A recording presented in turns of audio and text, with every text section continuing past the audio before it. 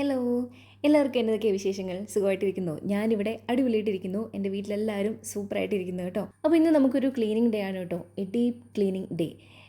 ചോറുണ്ണാനൊക്കെ സമയമായി കേട്ടോ. അപ്പോൾ ഞാൻ അമ്മച്ചി ചോറുണ്ണുന്നില്ലേന്ന് ചോദിച്ചപ്പോൾ ഞാൻ പറഞ്ഞു ഞാനത് കഴിഞ്ഞിട്ട് ചെയ്തോളാം. കാരണം ചോറുണ്ണാൻ പോയി കഴിഞ്ഞാൽ വയറ് നിറച്ച് കഴിച്ചിട്ട് പിന്നെ ഒരു തോന്നൽ വരും, ഇന്ന് ചെയ്യേണ്ട, നാളത്തേന് ചെയ്യാം എന്നൊരു മാറ്റിവെപ്പ് ഉണ്ടാവും. അതുകൊണ്ട് അതുണ്ടാവാതിരിക്കാൻ വേണ്ടിയിട്ട് ഞാൻ ചോറുണ്ണുന്നില്ല. തന്നെയല്ല, ഇന്ന് രാവിലെ ബ്രേക്ക്ഫാസ്റ്റിന് പുട്ടും പഴമായിരുന്നു കയറ്റിയത്. അതുകൊണ്ട് കാര്യമായിട്ട് വിശക്കുന്നൊന്നുമില്ല. വിശന്ന് വരണമെങ്കിൽ വൈകുന്നേരം ഒക്കെ ആവും കേട്ടോ. അപ്പോൾ അമ്മച്ചി പറഞ്ഞു എന്നാൽ പിന്നെ കുറച്ച് കപ്പളങ്ങ ഇരിപ്പുണ്ട്, അത് കഴിച്ചിട്ട് ഐശ്വര്യമായിട്ടങ്ങ് തുടങ്ങിയേക്കാമെന്ന് വിചാരിച്ചു. അപ്പോൾ അതാണ് ഞാൻ ആദ്യമേ കഴിച്ചുകൊണ്ടിരുന്നത് കേട്ടോ. അപ്പോൾ നമ്മൾ പതുക്കെ അങ്ങ് തുടങ്ങുകയാണ്. ഒരു കുറച്ച് നാളായിട്ട് കുറച്ച് തിരക്കും കാര്യങ്ങളൊക്കെ ആയിട്ട് ഒരു ഡീപ്പ് ക്ലീനിങ്ങിനുള്ള ഒരു സൗകര്യം കിട്ടിയില്ലായിരുന്നു കേട്ടോ. ചെയ്യുന്നുണ്ടായിരുന്നു, അടിച്ചു തൂത്ത് വാരി ഒതുക്കി പെറുക്കിയൊക്കെ വെക്കും, അത്രേ ഉണ്ടായിരുന്നുള്ളൂ. കാര്യമായിട്ട് പൊടിയൊക്കെ തൂക്കാനോ അങ്ങനെ ഒരു സമയം കിട്ടിയിട്ടുണ്ടായിരുന്നില്ല. ഒന്ന് നനച്ച് തുടയ്ക്കാനോ ഒന്നും സമയം കിട്ടിയിട്ടുണ്ടായിരുന്നില്ല. ഇപ്പോൾ കുറച്ച് ദിവസമായിട്ട് വൈകുന്നേരങ്ങളിൽ ഉച്ച കഴിയുമ്പോൾ തന്നെ ഇങ്ങനെ ഭയങ്കര ക്ലൗഡി ആയിട്ട് വന്ന് ഇടിയൊക്കെ വെട്ടി മഴയൊക്കെ പെയ്യുന്നുണ്ടല്ലോ 2-3 ദിവസമായിട്ട്. അതുകൊണ്ട് ചെറുതായിട്ട് ലൈറ്റിൻ്റെയൊക്കെ ഒരു കുറവുണ്ട് കേട്ടോ. പക്ഷേ മഴ പെയ്താലും കുഴപ്പമില്ല, സാരമില്ല. ഇന്നത് ചെയ്ത് തീർക്കണം എന്ന് വിചാരിച്ച് രാവിലെ തന്നെ പ്ലാൻ ചെയ്തിരിക്കുമായിരുന്നു കേട്ടോ. ലാസ്റ്റ് ടൈം ഞാൻ ക്ലീൻ ചെയ്യുമ്പം അച്ഛനും കൂടെ ഉണ്ടായിരുന്നു. അപ്പോൾ ഒരാളും കൂടെ ഉള്ളപ്പം ഒരു രസമാണ്, പെട്ടെന്ന് തീരുകയും ചെയ്യും, നമുക്കത്ര മടുപ്പും തോന്നത്തില്ല. പിന്നെ തമാശയൊക്കെ പറഞ്ഞ് വർത്തമാനമൊക്കെ പറഞ്ഞ് അടിയൊക്കെ ഉണ്ടാക്കി, അവിടെ തൂക്കിടി ഇവിടെ തൂക്കിടി, അത് ശരിയായില്ല ഇത് ശരിയായില്ല എന്നൊക്കെ പറഞ്ഞ് വഴക്കൊക്കെ ഉണ്ടാക്കിയാണ് ചെയ്യുന്നത്.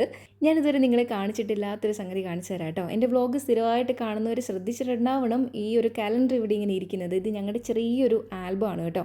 ഹസ്ബൻഡ് എവിടെ, ഫാമിലി എവിടെ, ഫാമിലിയെക്കുറിച്ചൊക്കെ ഒരുപാട് പേര് കമൻറ്റിൽ ചോദിക്കാറുണ്ട്. പക്ഷേ ഞാൻ ഒന്നിനും ഇങ്ങനെ പ്രോപ്പറായിട്ട് റിപ്ലൈ ചെയ്തിട്ടില്ല. കാരണം കൂടെ ഇല്ലാത്തതുകൊണ്ടാണ് ഞാൻ പരിചയപ്പെടുത്താത്തത്. എന്ന് വരും, എന്ന് കാണാൻ പറ്റും എന്നൊന്നും എനിക്ക് യാതൊരു ഐഡിയയും ഇല്ല. അപ്പോൾ എൻ്റെ ഒരു ആഗ്രഹം, ഞാൻ ഫോട്ടോയൊക്കെ കാണിക്കുന്നേക്കാളും ഞാൻ ആളെക്കുറിച്ച് പറയുന്നേക്കാളും നേരിട്ട് കൂടെ നിർത്തി ഇതാണ് എൻ്റെ ഹസ്ബൻഡ് എന്ന് നിങ്ങൾക്ക് പരിചയപ്പെടുത്തി തരണമെന്നാണ്. അപ്പോൾ ഞാനും അതിനുവേണ്ടി വെയിറ്റിംഗ് ആണ് കേട്ടോ. അപ്പോൾ ഫാമിലി ലൈഫിനെ കുറിച്ചൊക്കെ നമുക്ക് പിന്നീട് ഒരിക്കൽ സംസാരിക്കാം. ഇപ്പോൾ നമുക്ക് ക്ലീനിങ്ങിലേക്ക് തന്നെ തിരിച്ചു വരാം കേട്ടോ.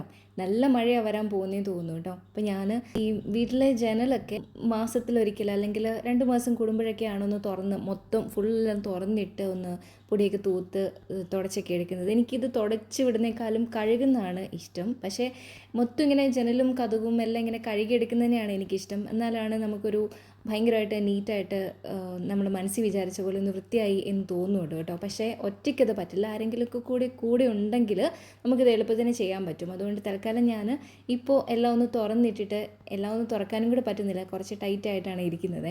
അപ്പോൾ എല്ലാം ഒന്ന് തുറന്നിട്ടിട്ട് ഒന്ന് പൊടിയൊക്കെ തൂത്ത് ക്ലീൻ ചെയ്യാമെന്ന് വിചാരിച്ചു. പിന്നെ ഇടയ്ക്കൊക്കെ നമ്മൾ 6-7 മാസമൊക്കെ കൂടുമ്പോഴത്തേക്ക് നമ്മൾ ഈ കൗച്ചൊക്കെ ഒന്ന് മാറ്റിയിട്ട് ഫുള്ളായിട്ട് ഇതിൻ്റെ അടിയും സൈഡും ഒക്കെ തൂക്കാറുണ്ട് കേട്ടോ. അത് പക്ഷേ എനിക്ക് മുമ്പ് ഒരു ചേച്ചി ഹെൽപ്പിന് വന്നുകൊണ്ടിരുന്നപ്പോഴായിരുന്നു കൂടുതലും ചെയ്തിരുന്നത്. അല്ലെങ്കിൽ അപ്പച്ചയും അമ്മച്ചിയും കൂടെ ഉണ്ടെങ്കിൽ എനിക്ക് ചെയ്യാൻ പറ്റുള്ളൂ. കാരണം എന്നെക്കൊണ്ട് ഇത് വലിച്ച് നീക്കാൻ പറ്റത്തില്ല. അവർ രണ്ടുപേരും കൂടെ ഉണ്ടെങ്കിൽ ചെയ്യാൻ പറ്റും. പക്ഷേ അവർക്കിപ്പം ഹെൽത്ത് ഓക്കെ അല്ലാത്തത് കൊണ്ട് അതൊന്നും ചെയ്യാൻ പറ്റത്തില്ല. അതുകൊണ്ട് ഞാനിപ്പോൾ തൽക്കാലത്തേന് അതൊന്നും ചെയ്യാതെ ബാക്കിയുള്ള എന്നെക്കൊണ്ട് ചെയ്യാൻ പറ്റുന്ന കാര്യങ്ങളൊക്കെ ഡീൽ ചെയ്ത് ഞാൻ ചെയ്യുവാണ്. എനിക്കുണ്ടല്ലോ ഈ രൂപക്കൂടിൻ്റെ ലുക്ക് ഒന്ന് അപ്ഗ്രേഡ് ചെയ്തെടുക്കണമെന്നുണ്ട് കേട്ടോ, കുറച്ചും കൂടെ സിമ്പിളായിട്ട്. കാരണം ഇവിടെ ഇത്രയും സാധനങ്ങളൊന്നും ആവശ്യമില്ലല്ലോ. പക്ഷേ എന്ത് ചെയ്യാനാ, അപ്പോൾ അമ്മച്ചിയൊക്കെ പഴയ വീട്ടിൽ എങ്ങനെയാണോ അവർ ശീലിച്ചിരുന്നത് ആ ഒരു രീതിയിൽ തന്നെയാണ് ഇവിടെയും ചെയ്യുന്നത്. കാരണം പണ്ടെന്ന് പറഞ്ഞാൽ നമ്മുടെ പഴയ വീട്ടിൽ ഈ പ്രെയർ ഏരിയയുടെ ആ ഭാഗത്ത് നമുക്ക് എത്ര രൂപങ്ങൾ കിട്ടുമോ, എന്തെല്ലാം ഫോട്ടോകൾ കിട്ടുമോ, അതെല്ലാം ഇങ്ങനെ തിരികെ വെക്കുമായിരുന്നു കേട്ടോ. കൈ കിട്ടുന്ന കൊന്തയും വെന്തിങ്ങും എല്ലാ സാധനങ്ങളും, സർവ്വ സാധനങ്ങളും ഇങ്ങനെ ഈ പ്രെയർ ഏരിയയുടെ ഭാഗത്ത് ഞാൻ എൻ്റെ വീട്ടിൽ മാത്രമല്ല പണ്ടുള്ള പല വീടുകളിലും ഞാൻ കണ്ടിട്ടുണ്ട് കേട്ടോ. പ്രെയർ ഏരിയ ഇങ്ങനെ ലോകത്തോടെ എല്ലാ വിശുദ്ധന്മാരുടെയും ദൈവങ്ങളുടെയും ഫോട്ടോസൊക്കെ വെച്ച് ഇങ്ങനെ മ്യൂസിയം പോലത്തെ ഒരു ഏരിയ ആയിരിക്കും മിക്ക വീടുകളിലെയും പ്രെയർ ഏരിയ. പക്ഷേ ഇപ്പോൾ അതൊക്കെ മാറി. ഇപ്പം നല്ല എസ്തറ്റിക്കായിട്ടും നല്ല മോഡേൺ ആയിട്ടും നല്ല അടിപൊളി ലൈറ്റ്സ് ഒക്കെ കൊടുത്ത് ഞാനിങ്ങനെ ഒരുപാട് കണ്ടിട്ടുണ്ട്.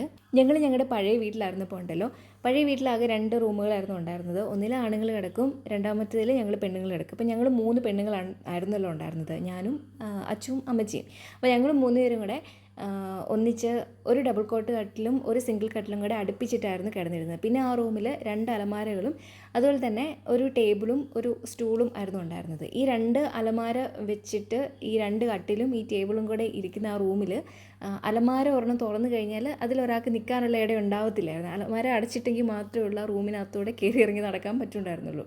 എനിക്കാണെങ്കിൽ അച്ചും കൂടെ വലുതായി കഴിഞ്ഞപ്പോഴത്തേക്കും ഭയങ്കര ബോറായി തുടങ്ങിയായിരുന്നു കേട്ടോ. കാരണം നമുക്ക് നമ്മുടെ ആ ഒരു പ്രായത്തിൽ കുറച്ച് പ്രൈവസിയൊക്കെ ആഗ്രഹിക്കുന്ന ഒരു സമയമാണല്ലോ. ഇരുന്ന് പഠിക്കാനും പിന്നെ നമുക്കൊന്ന് ഡ്രസ്സ് മാറാനും ഒക്കെ ആയിട്ട് കുറച്ച് ഏരിയ ഉള്ളൊരു റൂമും ഒക്കെ വേണം. പിന്നെ കുറേ ഡ്രസ്സൊക്കെ വെക്കാനുള്ള സ്പേസൊക്കെ വേണം എന്നൊക്കെ നമ്മളും ആഗ്രഹിക്കില്ല. അപ്പോൾ എന്ത് ചെയ്താലാണ് അതിൽ കുറച്ച് ഇടം ഉണ്ടാവുക എന്നൊക്കെ ഇങ്ങനെ ആലോചിച്ച് ഞാൻ എപ്പോഴും ഇങ്ങനെ റീഓർഗനൈസ് ചെയ്യുമായിരുന്നു കേട്ടോ. ചിലപ്പോൾ 2 കട്ടിലെടുത്ത് 2 സൈഡിലേക്ക് വിട്ട് അതിന് നടുക്ക് അലമാര കൊണ്ട് വെച്ച്, അല്ലെങ്കിൽ അതിന് നടുക്ക് ടേബിൾ കൊണ്ട് വെച്ച്, ഇങ്ങനെയൊക്കെയാണ് കുറച്ച് സ്പേഷ്യസ് ആക്കി എടുക്കാൻ പറ്റുന്നതെന്ന് എപ്പോഴും നോക്കുമായിരുന്നു കേട്ടോ. എന്നിട്ട് അവസാനം ഒരു കട്ടിലെടുത്ത് പുറത്ത് കളഞ്ഞിട്ട് ഞാൻ തറയിൽ പാവിരിച്ചൊക്കെ ആയിരുന്നു കിടന്നിരുന്നത്. കാരണം നമുക്കൊന്ന് ഒന്ന് 3 പേരും കൂടി ഒന്ന് വട്ടം കൂടി നിന്നൊന്ന് വർത്താനം പറയാനായിട്ടുള്ള ഒരു സ്പേസ് അതിനകത്തില്ലായിരുന്നു. ഇപ്പം ഞാൻ ഓർക്കുമായിരുന്നു ഈ വീട്ടിലേക്ക് വന്നപ്പോഴത്തേക്കും ഓരോരുത്തർക്കും ഓരോ റൂമും ഇഷ്ടംപോലെ സ്പേസും കാര്യങ്ങളും ഒക്കെ. പക്ഷേ വീട് പണിതപ്പം എങ്ങനെയാണോ എല്ലാം ഓർഗനൈസ് ചെയ്ത് അതേപോലെ തന്നെ ഇപ്പോഴും ഇരിക്കുകയാണ്. എനിക്കാണെങ്കിൽ ഭയങ്കരമായിട്ട് പിരിവിരിപ്പ് തോന്നുന്നുണ്ട്. ഇങ്ങനെ ഒന്ന് മേക്ക് ഓവറൊക്കെ ചെയ്തെടുക്കാൻ വേണ്ടിയിട്ട് ഒന്ന് റീഓർഗനൈസ് ചെയ്തെടുക്കണം എന്നൊക്കെ ഭയങ്കര ആഗ്രഹമാണ്. പക്ഷേ ഇപ്പോൾ പഴയ പോലെ അല്ലല്ലോ. അന്ന് കാശ് മുടക്കില്ലാത്ത കാര്യങ്ങളൊക്കെ ചെയ്യാൻ പറ്റുമായിരുന്നു. പക്ഷേ ഇപ്പം അങ്ങനെയല്ലല്ലോ. എവിടെ തൊട്ടാലും പൈസയാണ്. അപ്പോൾ എൻ്റെ അന്ന് കുട്ടിയായിരുന്നു, എനിക്ക് ഉത്തരവാദിത്തങ്ങളൊന്നും ഇല്ലായിരുന്നു. പക്ഷേ ഇന്നിപ്പോൾ എൻ്റെ ഉത്തരവാദിത്തങ്ങളൊന്നും കഴിഞ്ഞിട്ടില്ലാത്തത് കൊണ്ട് അതിലേക്ക് ഇപ്പോൾ കൈ വയ്ക്കുന്നില്ല. അതുകൊണ്ട് ഇങ്ങനെ വെയിറ്റ് ചെയ്തിരിക്കുകയാണ്. എന്തായാലും നല്ലൊരു വീട് എന്ന് പറയുന്നത് എൻ്റെ കുഞ്ഞുനാൾ തൊട്ടേ ഉള്ള വലിയൊരു സ്വപ്നമായിരുന്നു കേട്ടോ. കാരണം ഞാനൊക്കെ സ്കൂളിൽ പഠിക്കുന്ന സമയത്ത് ഒന്ന് സ്വതന്ത്രമായിട്ട് നിന്ന് സമാധാനമായിട്ട് നിന്ന് ഡ്രസ്സ് മാറാനായിട്ടുള്ള നല്ലൊരു കുറ്റിയുള്ള കതകുള്ളൊരു റൂം പോലും ഇല്ലായിരുന്നു ഞങ്ങൾക്ക്. സ്വപ്നം എന്ന് പറഞ്ഞാൽ ചുമ്മാ സ്വപ്നമൊന്നുമല്ല, ഭയങ്കര സ്ട്രോങ് ആയിട്ടുള്ള അമ്മാതിരി സ്വപ്നമായിരുന്നു കേട്ടോ. കാരണം ഞാനൊക്കെ വളർന്നു വന്ന സമയത്ത് നമുക്കിങ്ങനെ സമയം കളയാൻ വേണ്ടിയിട്ട് ഫോണും ഇല്ല, ടി വി ഒന്നുമില്ല, കറണ്ടും ഇല്ല, കാര്യങ്ങളൊന്നുമില്ല, വേറെ എൻ്റർടൈൻമെൻറ്റ്സ് ഒന്നുമില്ല കേട്ടോ. അപ്പം ഞാനിപ്പോൾ ചിന്തിക്കുക നമ്മളൊക്കെ ആ സമയത്ത് എന്തായിരുന്നു ചെയ്തിരുന്നേ. കാരണം ഇപ്പോഴൊക്കെ ഈ ടി വിയും കണ്ട് ഫോണും ഒക്കെ നോക്കിയിരുന്ന് 12 മണി ആ ഒരു സമയത്തൊക്കെ കിടന്നുറങ്ങും. പക്ഷെ അന്നൊക്കെ എന്തായിരുന്നു സന്ധ്യയാകുമ്പോൾ എന്തായിരുന്നു ചെയ്തുകൊണ്ടിരുന്നത്. കുരിശുവരെയൊക്കെ കഴിഞ്ഞ് ഫുഡൊക്കെ കഴിച്ച് കുറച്ച് നേരമൊക്കെ വർത്താനം പറഞ്ഞിരിക്കുമായിരിക്കും. അത് കഴിഞ്ഞ് നേരത്തെ കിടന്ന് ഉറങ്ങുമായിരുന്നു. എനിക്ക് തോന്നുന്നു 8:30 9 മണിയൊക്കെ ആകുമ്പോഴത്തേക്കും എല്ലാവരും ഉറക്കം പിടിക്കുമായിരുന്നു, സൈലൻ്റ് ആകുമായിരുന്നു. നമ്മുടെ അങ്ങനെ ഒരു കാലഘട്ടമായിരുന്നല്ലോ ആ ഒരു സമയം. അപ്പോൾ എൻ്റെ സ്വപ്നം എന്ന് ഞാൻ പറഞ്ഞത് ആ ഒരു സമയത്ത് ഇങ്ങനെ ഫ്രീ ടൈം കിട്ടുമ്പം കാണുന്ന ഒരു സ്വപ്നമാണ് അത്. ഉറങ്ങിക്കിടക്കുമ്പോൾ കാണുന്ന സ്വപ്നമല്ല. ഈ പറഞ്ഞ പോലെ ഞാൻ ശരിക്കും 8ാം ക്ലാസ്സിൽ പഠിക്കുമ്പോഴാണ് അനിയത്തി ഉണ്ടായത്. അപ്പോൾ അവൾ ആ കുഞ്ഞായിരുന്ന സമയത്തെല്ലാം അവളെ കൂടുതലും അമ്മയെപ്പോലെ നോക്കിയിരുന്നത് ഞാനായിരുന്നു കേട്ടോ. അപ്പോൾ അവളെ എപ്പോഴും ഞാനിങ്ങനെ സ്കൂളിൽ നിന്നൊക്കെ വിട്ട് വരുമ്പോഴത്തേക്കും അവളെ കുളിപ്പിക്കുന്നതും അവൾക്ക് ഭക്ഷണം കൊടുക്കുന്നതും അവളെ തോളെക്കിടത്തിയൊക്കെ ഉറക്കുന്നതും ഒക്കെ ഞാനായിരുന്നു. ഞാനിപ്പോഴും ഓർക്കുന്നുണ്ട് ഇങ്ങനെ മുറ്റത്തൂടെ വൈകുന്നേര സമയത്തൊക്കെ അവളെ ഇങ്ങനെ തോളേക്ക് എടുത്തിക്കൊണ്ട് ഞാനിങ്ങനെ നടക്കുന്നത് എനിക്ക് ഭയങ്കര ഇഷ്ടമായിരുന്നു. കാരണം ഞാൻ റിലാക്സ് ചെയ്യുന്നൊരു സമയമാണത്. ഞാൻ ഒരുപാട് എൻ്റെ ഫ്യൂച്ചർ എങ്ങനെയായിരിക്കണം, ഞാൻ എങ്ങനെയായിരിക്കണം എന്നുള്ള കാര്യങ്ങളൊക്കെ ഇങ്ങനെ സ്വപ്നം കാണുന്നൊരു സമയമാണ് കേട്ടോ. അപ്പോൾ ഞാൻ എപ്പോഴും ചിന്തിക്കുന്നൊരു കാര്യം ആയിരുന്നു എനിക്കൊരു വീട് വേണം, വീട് ഞാൻ പണിയണം, ഞാൻ നല്ല ജോലി വാങ്ങിക്കും, അതൊക്കെ ഇങ്ങനെ സ്വപ്നം കാണുന്നു. എൻ്റെ വീട് എങ്ങനെ ഉണ്ടാവും എന്ന് വരെ ഞാനിങ്ങനെ സ്വപ്നം കാണുന്നു. എനിക്കറിയില്ലായിരുന്നു ആ പ്രായത്തിൽ ആ സമയത്ത് ഞാനത് എൻ്റെ ഇപ്പോഴത്തെ ലൈഫ് ഞാൻ മാനിഫെസ്റ്റ് ചെയ്യുമായിരുന്നു എന്ന് എനിക്കറിയില്ലായിരുന്നു. പക്ഷേ പിന്നീട് ഞാൻ അന്ന് ആഗ്രഹിച്ച ആ സ്വപ്നങ്ങളൊക്കെ എൻ്റെ കൈ വന്നപ്പോഴാണ് ശരിക്കും മാനിഫെസ്റ്റേഷൻ്റെ പവർ ശരിക്കും ഞാൻ മനസ്സിലാക്കുന്നത് കേട്ടോ. എൻ്റെ സെയിം ജനറേഷനിൽപ്പെട്ട ആൾക്കാർക്ക് ഒരു പക്ഷേ ഞാൻ പറയുന്നത് റിലേറ്റ് ചെയ്യാൻ പറ്റുമായിരിക്കും. കാരണം 90s ഒരു മിഡിൽ ക്ലാസ് ഫാമിലിയിലെ പെൺകുട്ടികൾ ഏത് രീതിയിലായിരിക്കും ജീവിച്ച് വളർന്നു വന്നേ എന്നുള്ളത് ചിലർക്കെങ്കിലുമൊക്കെ അത് മനസ്സിലാവും, റിലേറ്റ് ചെയ്യാൻ പറ്റും എന്ന് ഞാൻ വിശ്വസിക്കുന്നു. കാരണം ഞാൻ ഭയങ്കര പഠിത്തക്കാരിയൊന്നുമല്ലായിരുന്നു. പക്ഷേ എനിക്കിങ്ങനെ വലിയ സെറ്റപ്പിൽ ജീവിക്കണം എന്നൊക്കെ ഭയങ്കര സ്വപ്നങ്ങളുണ്ടായിരുന്നു, ഭയങ്കര ആഗ്രഹങ്ങളുണ്ടായിരുന്ന ഒരാളായിരുന്നു കേട്ടോ. അതിൻ്റെ മെയിൻ റീസൺ എന്താണെന്ന് വെച്ചാൽ ഞാൻ കുഞ്ഞായിരുന്ന സമയം തൊട്ടേ ഞങ്ങളുടെ അപ്പച്ചായി നന്നായിട്ട് കുടിക്കുമായിരുന്നു കേട്ടോ. അപ്പോൾ വൈകിട്ട് ഇങ്ങനെ കള്ള് കുടിച്ചിട്ട് വരുമ്പോൾ അതെനിക്ക് ഇഷ്ടമല്ലായിരുന്നു കേട്ടോ, കള്ള് കുടിച്ചിട്ട് വരുന്നത്. അപ്പോൾ ഞങ്ങൾ രണ്ടുപേരും തമ്മിൽ വഴക്കുണ്ടാക്കുമായിരുന്നു. ഞങ്ങൾ രണ്ടുപേരും നല്ല അടി ഉണ്ടാക്കുമായിരുന്നു ഇങ്ങനെ കള്ള് കുടിച്ചിട്ട് വരുന്നതിന് ചൊല്ലിയിട്ട്. അപ്പോൾ ആ സമയത്തൊക്കെ ഇങ്ങനെ അപ്പച്ചൻ എന്നോട് പറയുമായിരുന്നു, നോക്കിക്കോ നിന്നെ ഞാനൊരു കള്ളുകൂടിയനെ കൊണ്ട് കെട്ടിക്കും, അല്ലെങ്കിൽ നിന്നെ ഞാനൊരു റബ്ബർ വീട്ടുകാരനെ കൊണ്ട് കെട്ടിക്കും, എനിക്കിഷ്ടമില്ലാത്ത എന്താണോ അത് നിനക്ക് തരും എന്നാണ് എപ്പോഴും പറഞ്ഞുകൊണ്ടിരുന്നത് കേട്ടോ. അപ്പോൾ തമാശയ്ക്കായിരുന്നോ എന്താണോ എനിക്കറിയില്ല. പക്ഷെ അതിൽ നിന്നുണ്ടായ ഒരു വാശിയാണ് എനിക്കൊരു ജോലിയായിട്ട് ഞാൻ കല്യാണം കഴിക്കുകയുള്ളൂ, അല്ലെങ്കിൽ ഒരിക്കലും അങ്ങനൊരു സാഹചര്യത്തിൽ ജീവിക്കില്ല എന്ന് ഞാനിങ്ങനെ പറയുമായിരുന്നു. അത് മോശമായിട്ടെന്നല്ല, നമ്മൾ ജീവിക്കുന്നതേ അങ്ങനൊരു അവസ്ഥയിലാണ്. അപ്പം ഫ്യൂച്ചർ ലൈഫ് കുറച്ചും കൂടെ ഒരു പടി മുകളിലായിരിക്കണം എന്നല്ലേ ആ പ്രായത്തിൽ ആരായാലും ആഗ്രഹിക്കുകയുള്ളൂ. അതേ ഞാനും ആഗ്രഹിച്ചുള്ളൂ. ഞാൻ കുഞ്ഞിലെ തൊട്ട് അമ്മച്ചിയോട് ഇങ്ങനെ പറയുമായിരുന്നു, അപ്പച്ചി അങ്ങനെ പറഞ്ഞില്ലേ ഞാൻ പഠിച്ചൊരു ഡോക്ടറാവും അല്ലെങ്കിൽ നേഴ്സാവും, എന്നിട്ട് ഞാനൊരു ഒരു ഡോക്ടറെ കല്യാണം കഴിക്കുള്ളൂ എന്നൊക്കെ ഞാനിങ്ങനെ പറയുമായിരുന്നു കേട്ടോ. ഭാഗ്യത്തിന് അതൊന്നും ഉണ്ടായില്ല. അപ്പോൾ ഞാൻ പറഞ്ഞ് നമ്മുടെ വിഷയത്തിൽ നിന്ന് പതുക്കെ തെന്നി മാറി പോയിട്ടുണ്ട്. വിഷയം ക്ലീനിങ് ആയിരുന്നു. അപ്പോൾ പതുക്കെ ക്ലീനിങ് ഒക്കെ കഴിഞ്ഞ് ഇനി വാഷ് ചെയ്യാനായിട്ടാണ് ഉള്ളത്.